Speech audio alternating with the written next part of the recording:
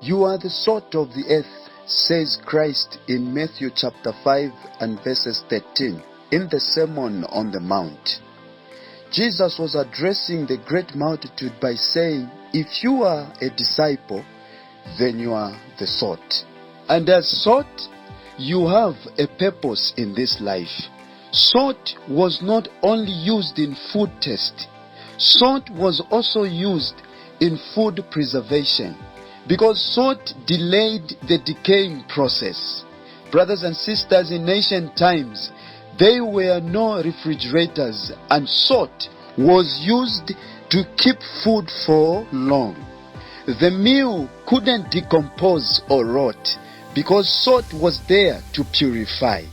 The reason why the world does not decay or stink today is because we, as the salt of the earth, are in it to preserve and to purify.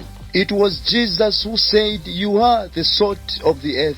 But unfortunately, there are people among us who look like salt, taste like salt, act like salt.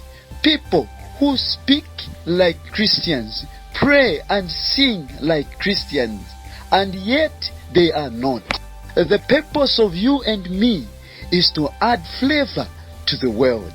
Salt melts ice. Salt brings healing. Lesson number 1, people should feel and appreciate your presence. Lesson number 2, people should appreciate or benefit from your Christian character. How can we be the salt of the earth if we never get out of the salt shaker? You should always have a unique character like salt. Its presence is not felt, but its absence makes all things tasteless. Dear child of God, let me just share with you about 6 lessons about salt. Lesson number 1, talent is cheaper than the tablespoon of salt. You may have the talent, but if you don't use it, you are as good as salt that loses its flavor and good for nothing but to be thrown out and trampled underfoot by men. Lesson number 2, don't trust everything you see. Even salt looks like sugar. Not all Christians are Christians. Not all church members are Christians.